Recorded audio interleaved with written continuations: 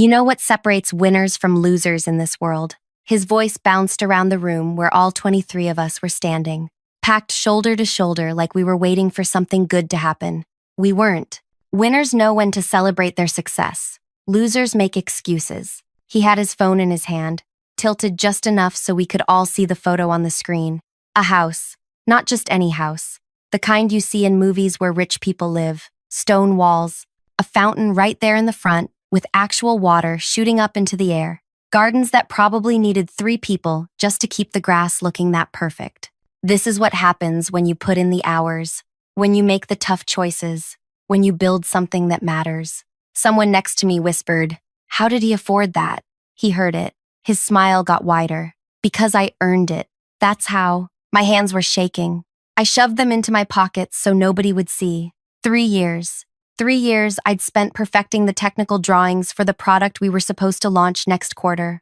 The kind of work that lives inside your head even when you're trying to sleep. The kind that made me tell my mother I couldn't come stay with her after her operation because we were in a crucial phase. She said she understood. She always said she understood. He kept talking. "Now, I know some of you have been worried about the restructuring rumors. I want to be transparent with you." Transparent. That word tasted bitter, just hearing it. The higher-ups have made some decisions. Tough decisions. The kind leaders have to make. Effective immediately, this entire division is being dissolved. You'll receive 2 weeks of pay. We appreciate everything you've contributed. The room didn't go quiet because it was never loud to begin with, but something changed in the air. Like everybody stopped breathing at the same time. "Wait," someone said. Julio, who had twin daughters and brought in pictures of them every week to show anyone who'd look. "We're being let go? All of us? Budget cuts. You understand. These things happen in business. But we're 3 months from launch. We've been working on this for... The decision is final. Security will help you gather your personal items. Thank you for your service." He left. Just walked right out while we stood there trying to make sense of what had just happened. Some people started crying. Others just stared at the walls like answers might appear there if they looked hard enough. I didn't cry. I was too busy doing math in my head. My name is Claudia. I'm 31 years old, and for the last 5 years, I've been handling the money tracking for our division. Not the glamorous kind of work. Nobody asks you about it at parties. But it means I see where every single bit of money comes from, and where it goes. Every payment, every transfer, every deposit. 3 weeks ago, while I was going through the usual monthly checks, I found something strange. Money was appearing in his personal account from somewhere overseas. Not a little money. The kind of numbers that make you stop and read them 3 times to make sure you're seeing it right. 500,000. Then a week later, 700,000. Then just 4 days ago, a full million. I didn't tell anyone. I just kept watching, kept tracking. The overseas account had a name attached to it, buried in the transfer details. A name I recognized immediately because we talked about them every single day at work. Our biggest rival, the company that had been trying to beat us to market for 2 years and kept failing because our designs were better. Our process was better. Our 3 years of late nights and sacrificed weekends were better. Suddenly, they weren't failing anymore. 2 weeks ago, they announced they were launching a product next month that sounded exactly like ours. Not similar, exact. The same technical specifications we'd been perfecting. The same unique solutions we'd spent months figuring out. Everyone in our division was confused about how they'd managed it, how they'd suddenly caught up and passed us. I wasn't confused.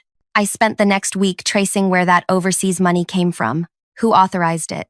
When it moved, I didn't print anything, didn't save anything on the work computers.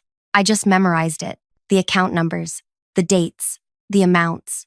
I'd go home and write it all down by hand, then read it over and over until I could recite it like a prayer. He'd sold everything we'd made, every design, every improvement, every breakthrough that came from someone staying up until 3 in the morning because they finally figured out why something wasn't working. He took it all and handed it to our rival for money. Money he used to buy a mansion with a fountain, and now we were all being fired for budget cuts. Before I continue further, thank you for listening to my story. It means everything to me that you're here. I'd love to know where you're listening from. What city? What country? Drop it in the comments below. Now, back to the story. Security showed up 10 minutes later. Young guys who looked uncomfortable, like they didn't sign up for this part of the job. They started at one end of the room and worked their way down, standing next to people, while they emptied their drawers and packed up the personal things that accumulate when you spend more time somewhere than your own home. Julio was arguing with someone on his phone, probably his wife, probably trying to explain how they were going to pay for things now. Bethany, who'd been with the division for 8 years, just sat at her workspace crying silently while she pulled down the pictures of her kids she'd taped up around her area. I grabbed my coat, my water bottle, the little plant someone gave me 2 birthdays ago that I'd somehow kept alive. Everything fit in one bag. "Sorry about this," the security guy said when he got to me. "Not your fault. Still sucks." I nodded because there wasn't anything else to say to that. Outside in the parking area, people were standing around in small groups. Some were already on their phones, calling people they knew at other places, trying to line up new work before the panic set in. Others were just sitting in their vehicles, not turning the engine on, not going anywhere. I got in my car and sat there for a minute. My phone buzzed. A message in the group chat we all used for work, except it wasn't about work anymore, because none of us had work. "Did you see his social media?" The message was from Angela. I hadn't. I opened it. There he was, standing in front of that mansion, arms spread wide like he was hugging the whole world. The caption underneath, "Hard work pays off. Grateful for the opportunities I've created. Living the dream." Posted 2 hours ago, right around the time he was telling us we were all losing our jobs. The comments underneath were full of congratulations. People telling him he deserved it. People asking for career advice. People saying he was an inspiration. My phone buzzed again. The group chat was exploding now. Everyone was seeing it. Everyone was saying the same things. How dare he, after what he just did to us? The nerve, the absolute nerve. I closed the app. I didn't write anything in the chat. I drove home in the middle of the day, which felt wrong. The streets were full of people who had normal lives. People going to lunch. People running errands. People who hadn't just lost their jobs while their boss posted mansion photos. My apartment was dark when I got there. I'd left before sunrise that morning, like always. I turned on the lights and dropped my bag by the entrance, and just stood there for a minute. Then I got to work. I pulled out all the handwritten notes I'd been keeping, spread them across my kitchen counter, started organizing everything by date, by amount, by where the money came from and where it went. There was a pattern. Every time our rival made an announcement about a breakthrough, there was a payment to his account the week before. Every single time. I'd heard through Angela, who kept track of industry news obsessively, that there was already an investigation happening. Not into our division chief, into our rival. Something about how they'd managed to make such rapid progress in their development. Questions about whether they'd obtained their advances legitimately. The investigation had started small, but Angela said they'd expanded it last week. More people involved. More questions being asked. I picked up my phone, put it down, picked it up again. There was a tip line. Anonymous. For people who had information about corporate wrongdoing. I dialed before I could talk myself out of it. A woman answered. She sounded tired, like she'd been answering phones all day and heard every kind of story there was to hear. "I have information about the investigation into the competitor breach case," I said. My voice sounded steadier than I felt. "Go ahead." I told her everything. The account numbers I'd memorized, the exact dates money moved, the amounts, how they lined up perfectly with every announcement our rival made. I told her about the mansion, about the timing, about 23 people who'd just lost their jobs while the person responsible was posting celebration photos. She stopped sounding tired halfway through, started asking questions, specific ones, asked me to repeat the account numbers twice, asked if I had proof. "I work in banking reconciliation." Worked. "I saw all the transactions myself. The records are still in the system. Can you send documentation?" "I don't have access anymore. They just terminated everyone. But it's all there. You just have to look." She was quiet for a moment. I could hear her writing something down. "And you're certain about the connection between the payments and the announcements?" "Every single time." I made a timeline. The money moves. Then a week later, they announce something new. It happened 6 times. "What's your name?" "I'd rather not say." "That's fine. But if we need to follow up, you won't need to. Everything I told you can be verified. The banking records will show it all." I hung up before she could ask anything else. Then I waited. Waiting is harder than people think. Every hour felt like 3 days. I kept checking the news, kept looking at social media to see if anything changed, kept imagining that maybe I'd made a mistake. Maybe I'd read the numbers wrong. Maybe there was some explanation I hadn't thought of, but I knew I hadn't made a mistake. Day 1 after the call, nothing happened. He posted more photos, this time from inside the mansion. High ceilings, chandeliers, a kitchen bigger than my entire apartment. Day 2, still nothing. The group chat was full of people talking about job interviews, about how hard it was to explain why they were suddenly looking for work, about bills coming due and savings running out faster than expected. Day 3. Angela sent a message just to me. Not the group, just me. Did you hear? They expanded the investigation again. They're looking at financial records now, not just technical development. My heart started beating faster. Where did you hear that? My friend works in the legal office at the regulatory board. She said they got a tip that changed everything. They're going through banking records from the past 6 months. I didn't respond, just stared at my phone. Day 4, I woke up to 17 messages in the group chat, all saying the same thing in different ways. He'd been arrested. I opened the news app with shaking hands. There it was, his photo, the headline talking about corporate espionage charges, fraud, selling protected information to competitors. Government investigators had shown up at his house the morning before, seized everything, froze all his accounts. The mansion was gone, taken as evidence of proceeds from illegal activity. The article said he was facing 12 years minimum if convicted, maybe more, depending on what else they found. Our rival was mentioned too. They were being sued. The amount was in the billions. The article said the legal costs alone would likely destroy the company. Their leadership was denying everything, but the evidence was apparently overwhelming. I read the article 3 times. Then I read all the other articles covering the same story.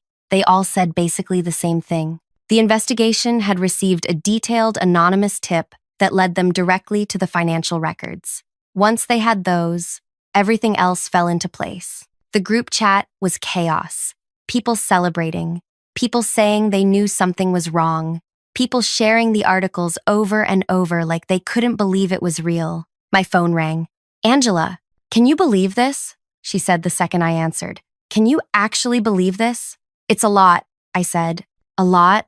Claudia, this is insane. He's going to prison. Actual prison. And did you see the part about the lawsuit? They're going after our rival for everything. Everything. I saw. Good. I hope they take every last bit. I hope he loses that stupid mansion and everything else. I hope. She kept talking, but I wasn't really listening anymore. Because there was another article, a smaller one, buried under all the breaking news about the arrest. The headline said something about contract violations and employee rights. I opened it. The investigation had revealed that all the work our division had done was protected, which meant our rival couldn't actually use any of it, which meant the launch they'd planned was dead. But more than that, it meant everyone who'd been fired had a case, a strong one. The company was already being pressured to bring everyone back, with compensation for the time we'd lost, with damages for wrongful termination. The article quoted someone from the legal board saying it was one of the clearest cases they'd seen. I sat down on my floor, right there in the middle of my apartment. Claudia, you still there? Angela's voice came through the phone. Yeah, sorry, I'm here. Did you see the thing about getting our jobs back? Just read it. With 3 years of back pay. 3 years. Do you know what that means? That's not just getting our jobs back. That's getting everything. Everything we lost. 3 years. The number was specific. It was how long we'd all been working on the product that got sold. How long we'd sacrificed for something we thought mattered. I have to go, I said. I'll talk to you later. I hung up before she could respond. My hands were still shaking, but different than before. Not from fear or anger, from something else I couldn't quite name. I'd spent 3 weeks sitting on information that could have changed everything. 3 weeks watching and waiting and wondering if I should say something, if it was my place, if anyone would even believe me. And then I'd made one phone call, one anonymous call where I just told the truth about what I'd seen. And now everything was different. The group chat kept buzzing, more people joining in, more articles being shared. Someone found his social media and posted screenshots before he'd deleted everything. The mansion photos were gone. The celebration captions were gone. All of it, just disappeared, like it had never existed. But people had saved it. Screenshots lived forever. Julio sent a message. My wife is crying. Happy crying. We thought we were going to lose the house. Now this. Bethany sent a photo of herself smiling. First time I'd seen her smile in the 4 days since we'd all been terminated. My kids asked why I was home so much. I didn't know what to tell them. Now I do. Message after message. Everyone processing what this meant. That justice wasn't just some abstract concept. That sometimes the truth actually mattered. That waiting and watching and being patient could lead to something real. I didn't write anything in the chat. I just read what everyone else was saying. 2 days later, we all got letters. Official ones. From the company. Apologizing for the wrongful termination. Offering our positions back. With full back pay for the 3 years we'd worked on the stolen product. With additional compensation for damages. With a guarantee that the division would be restructured under new leadership. The letter was 3 pages long and full of language that sounded like it had been written by people trying very hard not to admit fault while admitting fault. I signed the paperwork they sent over. So did everyone else in the group chat. We went back to work the following Monday. Same building, same workspaces, different feeling. Someone had already cleaned out his office. Everything personal was gone. The photos of his family, the awards he'd won, the little decorations that made it look like a human worked there. All of it just erased like he'd never existed. The new division chief was a woman named Patricia, who'd been brought in from another department. She called a meeting our first day back. I know the last few weeks have been difficult, she said. She didn't smile when she said it, didn't try to make it lighter than it was. What happened was wrong, completely wrong. I can't undo it, but I can promise you it won't happen again. Not while I'm here. She told us about new oversight systems being put in place. New checks and balances so one person couldn't make the kind of decisions he'd made. New protections for the work we did. Your work matters, she said. The product you've been developing for 3 years matters. And we're going to finish it. Together. The right way. Julio raised his hand. What about him? What's going to happen? The investigation is ongoing. But from what I understand, the evidence is substantial. He'll face consequences. Real ones. That was all she said about it. Then she moved on to talking about timelines and launch dates and all the practical things that needed to happen now. After the meeting, people scattered back to their workspaces. I sat down at mine and just looked at the plant I'd brought back. Still alive somehow. Still green. Angela appeared next to me. You're quiet. Just thinking. About how fast things can change. How one day everything is falling apart and then suddenly it's not. She nodded. Feels like a dream. Like I'm going to wake up and we're all still fired and he's still posting mansion photos. It's not a dream. I know. But it feels like it should be. Things don't usually work out like this. Usually people like him get away with it. She was right. Things usually didn't work out like this. But I didn't say that out loud. The first week back felt strange. We were all doing the same work we'd done before, but everything was different. People laughed more, stayed later not because they had to, but because they wanted to see something finished. The weight that had been sitting on all of us was gone. The news kept covering the case. Every few days, there was an update. More evidence found. More charges filed. His legal team was trying to argue that he'd acted alone, that nobody else knew what he was doing. But the financial trail was too clear. Every payment, every transfer, every piece of information that moved from our files to our rival's development team, it all pointed back to him. Our rival company was falling apart. Their stock dropped 40% in 2 weeks. 3 of their executives resigned. The lawsuit was moving forward, and everyone covering it said there was no way they'd survive. Too much evidence, too many violations, too much money they'd have to pay back. I watched it all unfold from a distance, read the articles, listened to my coworkers talk about it during breaks, but I didn't say much myself. Angela noticed. She always noticed things.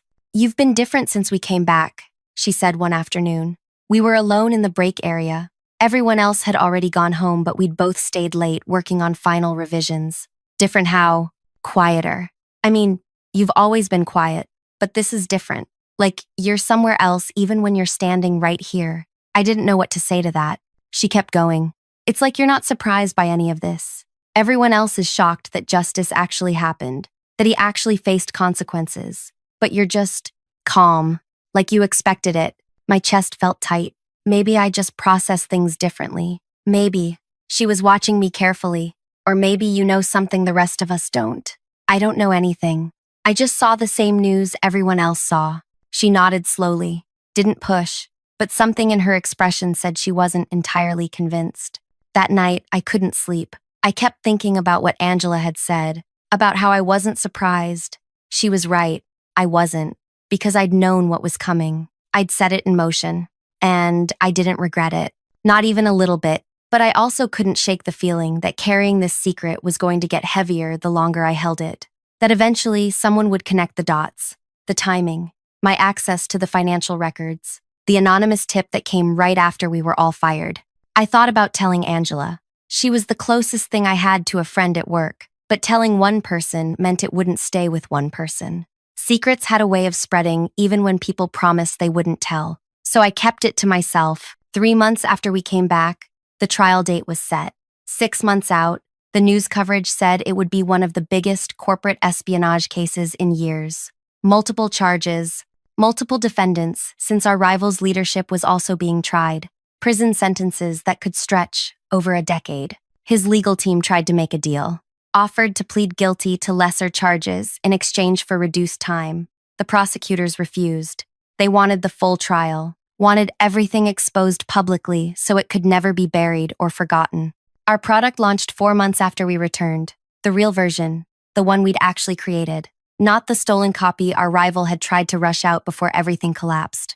The launch was huge, bigger than anyone expected. All the news coverage about the case had created attention. People wanted to support the team that had been wronged, wanted to see justice in action. Our sales in the first week broke records. Patricia called another meeting. This time she was smiling. I want to thank all of you, she said. This product exists because you refused to give up, because you came back and finished what you started, because you're all exceptional at what you do. She announced bonuses, significant ones, based on the launch success, based on the company wanting to show appreciation for everything we'd been through. The room erupted, people hugging, people crying again, but for different reasons than before. Julio was on his phone immediately, probably calling his wife to tell her. I felt something loosen in my chest, something that had been wound tight for months. We'd won. Actually won.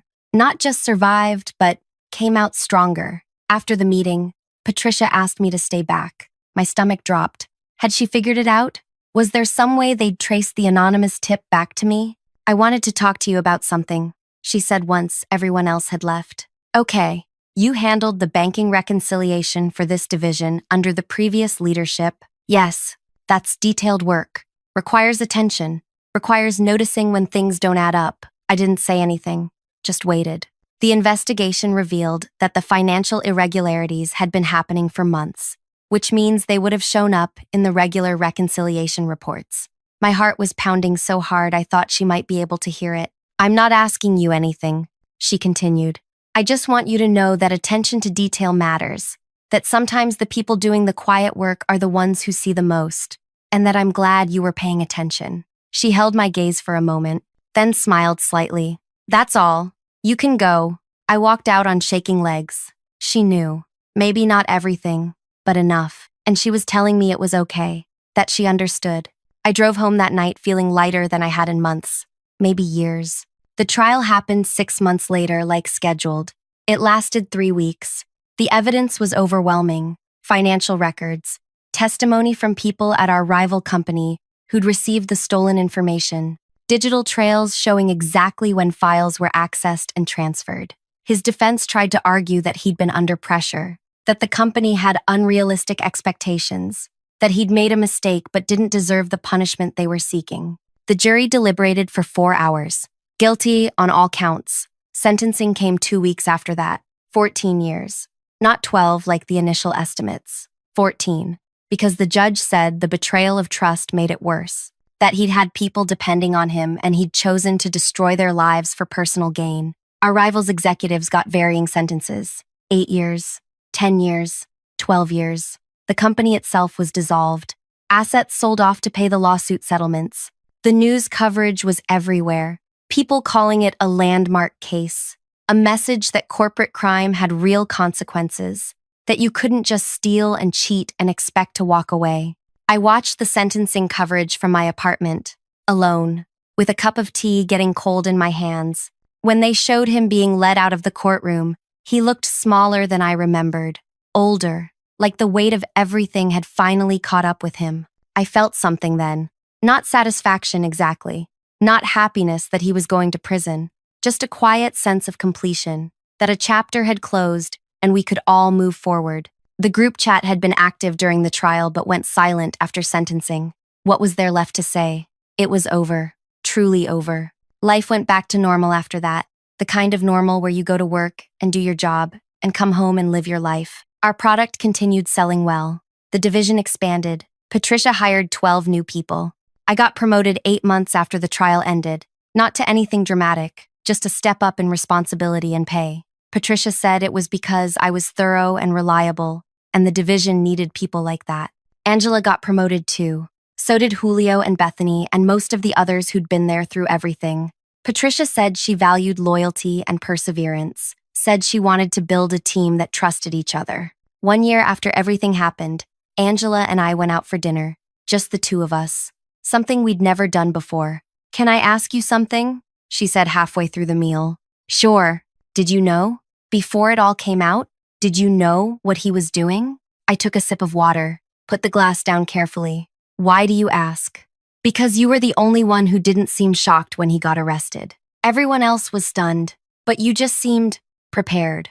I could have lied, could have said I was just good at hiding my emotions, could have deflected, but I was tired of carrying it alone.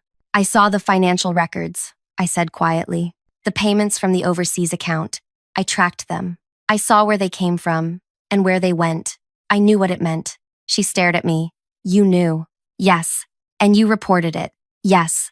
She leaned back in her chair. "Process this." "When?" "The day we got fired. I called the tip line that night." "You—" She stopped. Started again. "You're the reason the investigation found him." "The investigation was already happening. I just gave them the specific information they needed to look in the right place." She was quiet for a long time. Then she reached across and squeezed my hand. "Thank you," she said. "For all of us. Thank you." I felt tears building but pushed them back. I couldn't let him get away with it. We all gave up so much for that work. He had no right to sell it. He didn't. And now he's paying for it because you did something. We finished dinner, talked about other things, normal things, work and life and plans for the future, but something had shifted. Someone else knew, and it felt good not to carry it completely alone anymore. 2 years after everything happened, I was cleaning out old files from my apartment and found the handwritten notes. The ones I'd made tracking all the financial transactions, account numbers, dates, amounts. I stared at them for a while, remembered sitting at my kitchen counter spreading them out, remembered the phone call, remembered waiting to see if anything would happen. Then I shredded them, fed them through the machine until they were just tiny pieces of paper that couldn't be put back together. I didn't need them anymore. The truth had already done its work. Life continued. Work continued. I kept handling banking reconciliation because I was good at it, and it mattered. Patricia kept building the division into something stronger. Our product line expanded. We started working on new projects. Sometimes I'd see articles about corporate crime, about people getting caught doing the same things he'd done, and I'd wonder if our case had actually changed anything. If it had made other people think twice before stealing or cheating or betraying the people who trusted them. I hoped it had, but I knew that hope wasn't enough, that justice required people willing to speak up, willing to say something when they saw something wrong, even when it was scary, even when they didn't know if anyone would listen. I'd been one of those people, and I'd do it again, because some things matter more than staying quiet. Some things are worth the risk. Thank you for listening to my story all the way through. It's not easy sharing something this personal, but I'm grateful you stayed with me. If this story meant something to you, I'd love it if you could hit that like button and drop a comment letting me know what you thought. And if you want to hear more stories like this, real stories from real people who've lived through things that changed them, subscribe so you don't miss what's coming next. Thank you for being here. It matters more than you know.